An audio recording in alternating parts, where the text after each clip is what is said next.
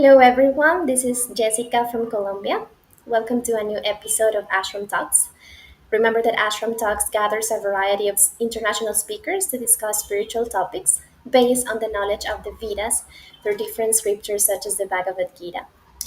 Don't forget to subscribe to our YouTube channel and hit the bell icon so you don't miss any of our videos. You can also follow us on Instagram at Ashram Talks English. So today we have a highly special guest. Her name is Haripriya Benedict. She was born in a Bhakti yoga community in France, and was this community was created by Srila Prabhupada, who's the author and translation of Bhagavad Gita as it is, which we're discussing today.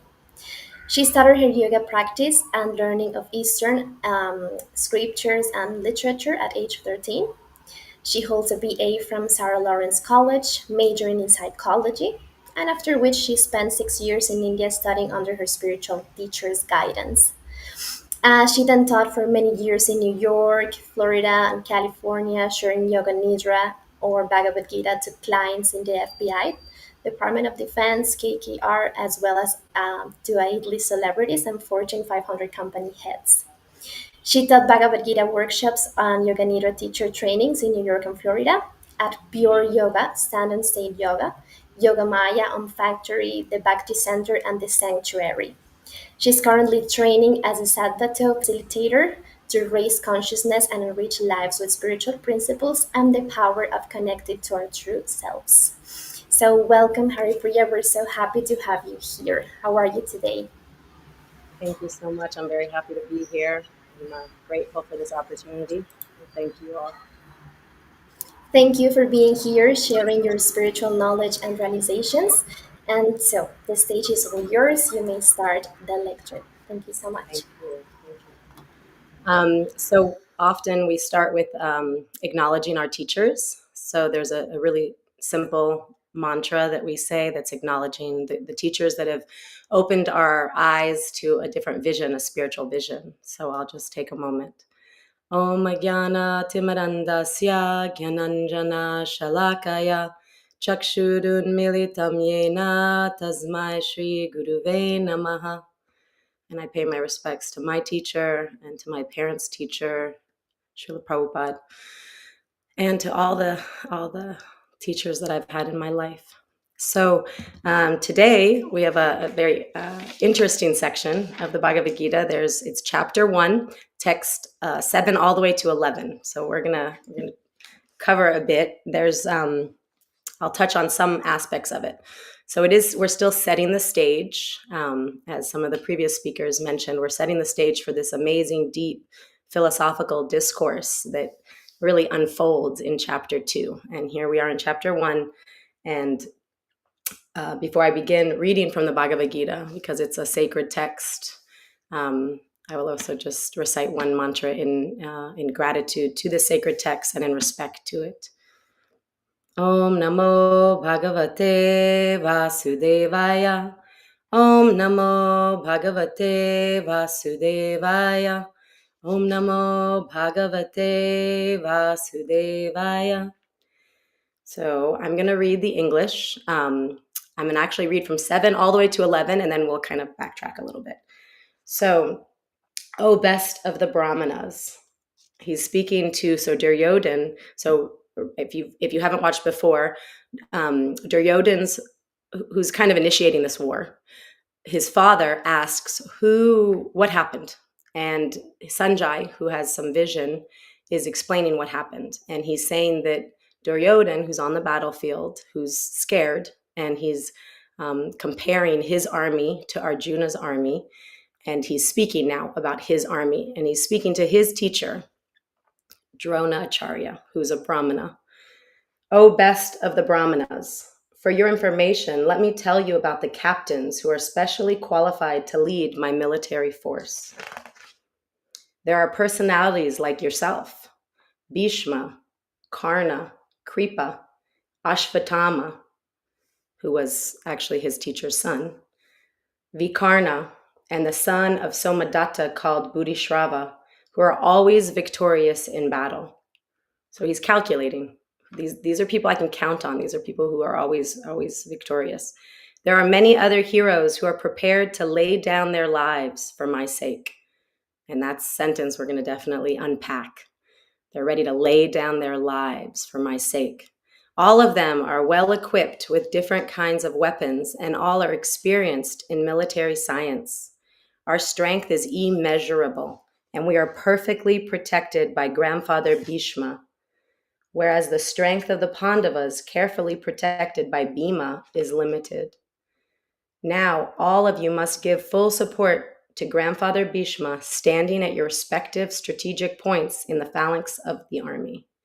So what I found really miraculous is that Duryodhana really wants to win. He's trying to use material calculations to see how he's going to win. He's really valuing force and might, and so he's counting on all of these warriors. And Bhishma Dev he mentions twice. So Bhishma Dev is an amazing personality. If you ever really want to see some interesting stories, you can look up stories about Bhishma Dev when he ends up actually surrendering on the battlefield, fully like opening his arms, like, kill me. I'm fully ready to leave this body, to leave this planet. And so there's some really amazing kind of nuances and stories about Grandfather Bhishma. And in this context, Duryodhana is counting on him. Like, he is the grandfather of all of these, of the Kuru dynasty. And so, which is both sides, Duryodhana and the Pandavas, who are about to fight. So he's really looking at material calculations, and at the same time he reveals something. He says, there are many other heroes who are prepared to lay down their lives for my sake. And in saying that, actually, he's revealing what's going to happen. They are going to lay down their lives. They all are going to leave. Well, we say leave their body. We can say die, but ultimately, when you really deeply understand that you're an amazing personality full of clarity and power and consciousness that lives within the body, then you understand that dying, I say quote unquote dying, is actually a transition. It's when the self, the conscious self, exits the body and goes on their journey in a different arena.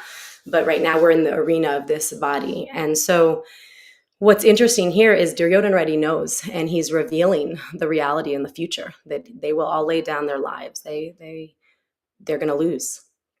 And so what I wanted to kind of expand on is that sometimes we, in our regular lives, and here in Duryodhana's life, we get a sense of something, and maybe our mind hasn't like fully picked up on it.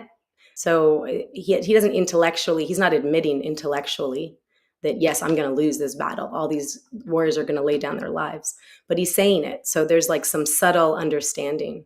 There's, we might call it intuition, right? There's some inside knowing that like this battle is going to end with these warriors laying down their lives. So Duryodhana has this subtle knowing, and I want to use that as a platform to go into our experiences in our lives of when we have a subtle knowing, whether we call it intuition. The Vedic texts refer to this inner guide or this inner knowing actually as a identified personality. Like they label it as super soul. So some say there's a soul, there's us, the conscious being within the body, and then there's a super soul, this other conscious being, which is even kind of more expansive, like the knowledge is unlimited. And we refer to that in common language as our intuition. And so what I'm kind of opening up is when we connect to this intuition and we engage in a conversation with this intuition, I think that voice gets stronger. That, in my experience, right? So like sometimes we have a sense and we don't follow it, and then we go about our lives, and it might be inconsequential in that moment. But I've noticed in my own life that when I have some kind of internal feeling, and maybe it's something that I don't feel comfortable following. Maybe my mind is a little nervous about it, but I follow it. And then what I've noticed is like, that's the magic. That's like, I'll say when like miracles unfold, some people call it living in the flow, right? When you're just like, you're following this other energetic system. And so it's said sometimes that our communication, the quality of our communication, is the quality of our lives. And so I want to ask all of you listeners to just kind of be in the question of like, what is the quality of our communication? And that can be communication to ourselves, because we definitely are always speaking to ourselves. And what is the quality of our communication to this inner guidance system? Like, do we talk to our intuition? Do we ask for help? Because in the Bhagavad Gita, even later on, Krishna will give a statement, and there's an analogy about two birds on a tree. And one is living life, is eating the fruits and living life, and the other is just sitting there waiting for the active bird to turn and ask for guidance. So it's an example of this soul and super soul, the soul with the intuition. It's like, what does that relationship look like? What's our relationship with our intuition? Do we engage in conversation? And sometimes we might, and maybe nothing will happen. And then I've heard some people say like, well, I've asked my inner guidance system for knowledge, and then nothing happens. And so what I kind of put forth when I hear that is, well, like say you buy a new house, right? I happen to be a realtor. And so say you buy a new house and the plumbing hasn't been on for 6 months, not even that long. So you turn the plumbing on, and in the beginning, maybe there's like little spurts of water. It's not really coming. And then it gets like muddy and gunky, and like maybe it spits out some yellow, and it's definitely not like clear, crisp water. And then eventually, as you leave it running, it becomes clear. So for me, that's an analogy to the way we relate to our internal guidance system, like to our intuition, to our super soul. So when we first start, it might be not recognizable as water, right? It might be brown, which means like we don't even hear anything. We don't understand anything. It feels like we're talking to nothing, and there's no response. But I'll invite the idea that perhaps that's just the muddy, gunky water that has to come out first, which means like it takes time. It takes time for like clear water, clear understanding to come through. And so that's been my experience in my life, that I've definitely had some fabulous experiences by really conversing and really being genuine and asking of my intuition or my super soul, or some call it God within our heart, but like asking with that guidance. So I invite all of us to just kind of be open to that and interested in that. There's another really interesting point here. So when Duryodhan is calculating, so he's calculating based on action and who can fight, who can be in the army for him. So and I love that "You're Not Alone" popped on the screen. Yes, that was kind of the title. "You're Not Alone Ever" is because I've experienced, and I believe, and the Vedic ancient texts state that we are never alone. That internal guide, that other bird on the tree, is always there, which is really, if you think about it, it's quite miraculous that there is this that much love and that much affection and that much care, that we each get a personal internal guide. I mean, if we really understood what that meant, that God can be everywhere, God can be a personality, God can be within us. The word God has so much kind of baggage, positive and negative. So I'm using that term, but at the same time, it's referring to something that is expansive and full of love. Like, that's my understanding of the divine, of God. It's like there's so much love, and it's personal, right? So sometimes people say like, oh, God's just like, it's impersonal. There's like, it's just like an energy, or it's the universe. And one thing I always wondered, this is something I always wondered, I thought, well, how is it that if there is a God, that we would have something that God doesn't have? And that really baffled me, because if I have personal relationships, I even venture to say that's the juiciest part of our lives, is the love in the intimacy and the relationships that we interact with, right? That's like where things are fun and enjoyable. I've served, I've served a billionaire, for example, and he was very lonely. And there was an element of like, oh yeah, you have what many people want and they think will bring happiness. And yet you don't have like intimacy in a way that people aren't after your money. Like you don't know if someone wants to be your friend because of what you have or because of you. And so I venture to say that love, intimacy, care, affection, these are like the most tasty fruits on this planet. They're the most enjoyable part. And so how could where we come from that is more powerful than us, more wise than us, more expansive than us, more knowledgeable than us, not have what is the juiciest, most kind of enjoyable parts? So, and even in the Vedic text, there's so many quotes where Krishna will even state like, let's see, that love is what matters. That love is what matters to him. That love and service. And when I say service, I want to add that service doesn't translate properly in English. So the word seva is the word the Vedic text use. And seva means something that's delicious and nectarian and juicy. It's like nectar. So you can imagine drinking your favorite fruit nectar and service. So the word seva means both of those things simultaneously. So in English, when we translate it as service, it doesn't touch what it really means. So seva, I prefer to use the word seva. So like my seva might be how I serve in a delicious way, might be here speaking about these philosophical topics that fascinate me and intrigue me and excite me.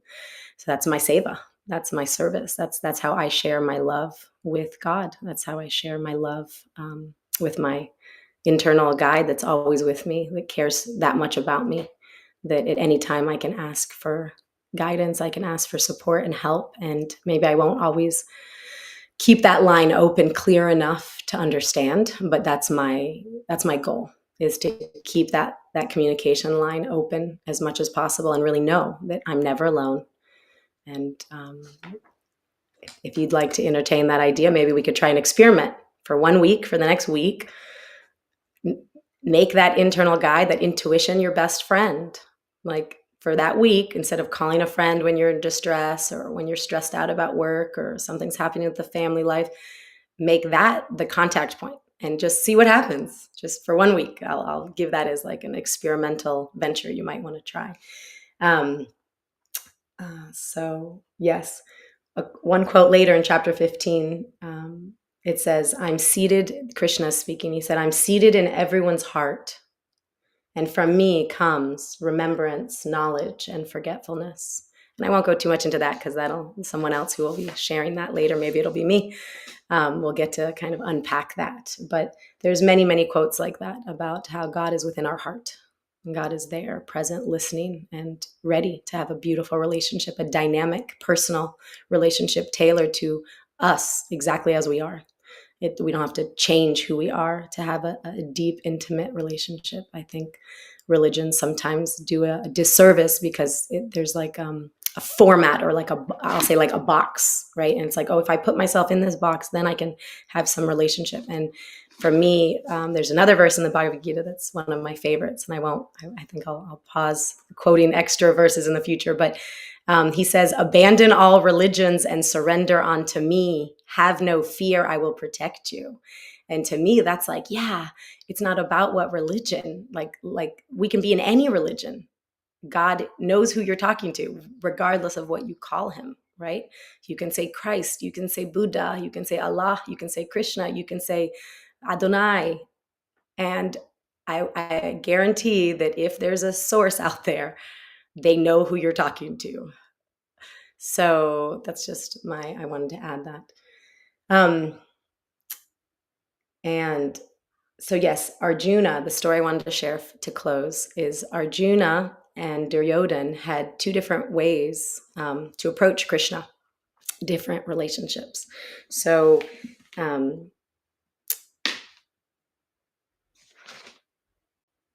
Yes, I just want to make sure. So everything I shared about Duryodhan calculating, to me, I'd rather not expand on that. I'd rather allow that to be, because it's kind of setting the stage.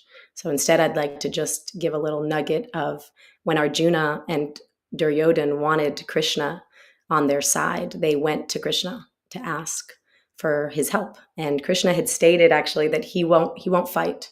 He would give his army, which is like, you can imagine, like millions of soldiers, or he would be present, and he wouldn't be fighting, but he would be present.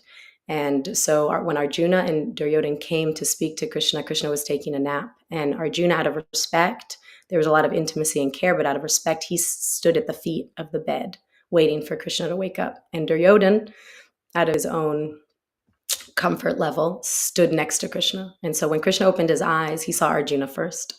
So he gave Arjuna the opportunity to choose.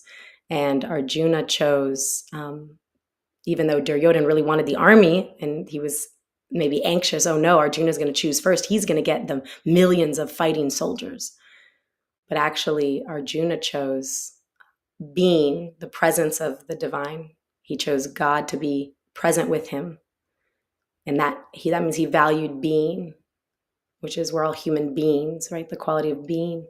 And Duryodhan valued doing, which, we can get into a different time. I love speaking about these different paradigms that we live under. Be, do, have. There's have, do, be. There's do, have, be. There's many paradigms we live in. And I just will add that Duryodhan chose action, doing, doing, doing. And in the end, it was not it was not the most potent. It was not the most powerful. So I'll leave you with that maybe thought of how do we want to be in this world. I think I myself definitely do a lot of doing, and I want to remind myself and open up to the idea of what would it look like if we spent more time being in the qualities that we want to live in, as opposed to doing things that we think will then give us an experience of, perhaps being happy or being satisfied, etc. Thank you all so much. It was really an honor and a pleasure. I know I watched one of the films. I watched a couple of films. How that works, like that always happens. I'm sorry, Haripriya, we couldn't hear you at the end. That final phrase. Yes, like Just now, just the last few phrases. yes, just the last few phrases. Oh, After you thank everyone. Yes. okay. So can you hear me now? Yes. Okay. So I was just saying that that Arjuna valued the being of the divine, and uh, Duryodhan valued the doing of the military force. And in the end, the being that Arjuna was side by side with Krishna was more powerful than the fighting of millions of trained military soldiers. So I invited us that in our own lives, I know for myself, I can be very focused on the doing. Do this, I have to do this, I have to do that, I have to do this. And it's kind of like the to-do list approach to life. So I shared that I'm inviting myself and perhaps just opening the floor to the idea of what would our day look like if, instead of starting it off with our to-do list, we started it off with being connected to the qualities we want to live in, maybe being connected to the feeling of being satisfied, or being connected to the feeling of gratitude, or whatever qualities. I was sharing that there's different paradigms that people can live under, and that's a whole another topic, another conversation. But just that concept of, like, if sometimes we want to do something to experience, if I do this, if I do X, Y, and Z, then I'll be satisfied, or then I'll feel powerful, or then I'll feel relieved, or then I'll feel safe, or then I'll feel confident. And so I invite us to if we are these amazing, potent selves within this body, let's try on those being qualities now, right now, before the doing, and let the doing still happen, but let the doing be informed by being connected to the qualities we intrinsically have, which we have that in these Vedic texts talk about the power within that we have. Thank you so much, Haripriya. We have a question from our audience. It says, "Thank you so much for the lecture. How can we realize that God is everywhere, especially when we face hardship?" Hmm. Yeah, that's a great question. I wish I could have a conversation with the people asking the question. Because to me, it's not just like, oh, let me give you an answer. It's like, well, there's a part of me that likes to make it personal. Like, what hardship are you referring to? Like, what's your experience? I can share from my personal experience. So there was a time I remember very clearly, right? I had an ending of a relationship, and I was sad and I was in pain, and um, retrospectively, it was the best thing that ever happened to me. But in the moment, it was extremely painful. So, there's different hardships. Then there's other hardships that are, I lost my brother in a car accident when I was 20 and he was 16. And that too, I learned so much from that experience. Like, tremendous amount. My entire life shifted. That's when I moved to India. That's when I thought, okay, these bodies are temporary. So what's permanent? I want to know. It got me very clear very quickly. I want to know what's real and what's permanent. And that led me to, moving into an ashram in Jagannath Puri, this amazing beach town in India, and going to Mayapur, India, on the Ganges River. And I had amazing experiences where I understood more deeply that I'm not my body, right? So in those instances, it's very easy for me to say, "Oh, yes, there's definitely a divine. There's definitely a source. There's definitely God who loves and cares about me, and these things are happening." And it's almost like when someone wakes you up from a dream. You're in a dream, and they're like, "Wake up, wake up! It's time to go. Maybe you're going to go somewhere amazing." And but you're like, "Oh, like leave me alone. Like, oh God, I want to stay in my dream." So it's like if there's that resistance and that's painful. And then if you actually wake up and you say, okay, well, what is this? What does this mean? How is this going to inform my decisions moving forward? Like what's of value to me? And so I feel like this whole material sphere that we live in is it's a training ground. Actually, it's not our permanent home. We all know we're going to leave, and so the most sometimes that's the biggest pain and trauma is losing a loved one, or maybe there's other traumas. I don't. That's why I wanted to have a conversation to see like which painful experience are you referring to. But so in this, if we can understand, and it doesn't come easily. I think it comes with sincerity and a conversation with that internal guidance system, a real genuine conversation and an openness to seeing things from a different vantage point. Like a child, I have a 7-year-old son. He sometimes hates me. He's so angry at me. He's so frustrated with me because he wants something that I know is not good for him, is not ideal. And he thinks I'm being mean and by withholding that, and he's suffering. And so, those kind of relationships help me just suspend my assumption that I understand everything. So just like let me suspend the judgment of the situation and be more open and curious of like, who am I? Like what is real? What is permanent? These lives are real. Srila Prabhupada, who translated this Bhagavad Gita as it is into English, he said that this world is real, but it's temporary. So in that sense, it's an illusion in that sense, because it's not where we're going to stay forever. So the question then comes, well, what is permanent? And that's a journey to kind of understand that. And I believe that God is reciprocal.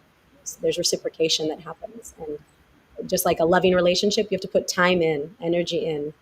You spend time with a friend. You don't just immediately meet someone that you haven't talked to in years and they tell you their most intimate, so it's developed. So I would welcome, I invite that concept that let's develop that relationship with God. And I think things will get unveiled or revealed. Yes, and each one of us is living a different experience, so we all have like a path to that realization, to that deep realization. That yes, is different depending on the person. Yes. And we have another question here, by Sienna. She says, "How can we apply this idea of being in a practical way?" Could you give an Okay. example? the idea that I just referenced? Yes, I guess when you mentioned that we should focus more on being than on doing. So, Okay. what do you mean by being? What do I mean? Well, actually, I gave an ashram talk a long time ago, and I talked a little bit more about being and doing, because to me, they're very interesting paradigms. So, like, sometimes people talk about positive psychology, like, oh, I'm going to be positive in my mind, and I don't have anything against that. At the same time, I want to distinguish what I'm saying from that, because what I'm saying is that intrinsically we're a diamond within, right? We have wisdom, we have power, we have beauty, we have satisfaction. All of these are natural qualities, and if we connect to those natural qualities, even just with I statements like I'm powerful and safe, right? Like as a mother, that's huge for me.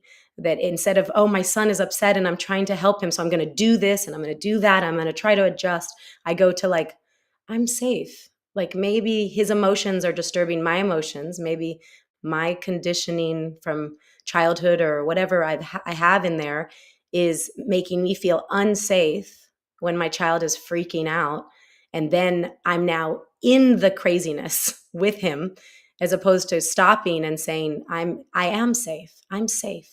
And then I get to be a regulator for his emotions. Like I'm grounding myself. Sometimes I say the word, I'm grounded. Like I'm grounded, I'm safe. There's those kinds of phrases, to me, is connecting to the being. And it can be all, I mean, the sky's the limit. If whatever qualities you've allowed to get covered, like we all have these qualities, but maybe we've allowed them to get covered with like dust or mud, or depends. Some it's just a little bit of dust, and some it's like thick gunky mud, and you might be like, I'm not that thing, I'm not that quality. But I invite us to start to clean that diamond, clean that mirror of the heart, and connect to those qualities that you have by just saying them to yourself. Like we all have, I mentioned about the quality of communication, right? We're speaking to ourselves and we're speaking to God. So what does that look? What is the quality of the way we speak to ourselves? And if we can shift that, it's going to shift our entire life. I hope that satisfies you. Thank you for the question. Thank you so much, Haripriya. Actually, I think you've left us with many questions that deserve a deep reflection of our own. So we should do the daily task of sitting and deeply thinking about these and how far we want to get, what are our goals, our motivations, and what is our relationship with God, and how is our communication. That's a question that you told us at the beginning of your lecture. And how is my communication? And we should think deeply into these topics. So, to continue deepening in these spiritual topics, I invite you to join us every live morning, Mondays at 7:30 p.m. and Thursdays at 8 a.m. Eastern Time, as we dive into the wisdom of the Bhagavad Gita with insightful speakers from around the world, such as Haripriya, who has shared very deep realizations with us today. Also, remember to follow us on Instagram at Ashram Talks English. And if you ever miss a live session, you can always catch the recordings anytime here on our YouTube channel. So please like and share this video, and don't forget to subscribe and hit the bell icon. Thank you so much, Haripriya, everyone, for joining us today. And see you on Monday. Thank you very, very much. Hare Krishna, Hari Bol. See you next time.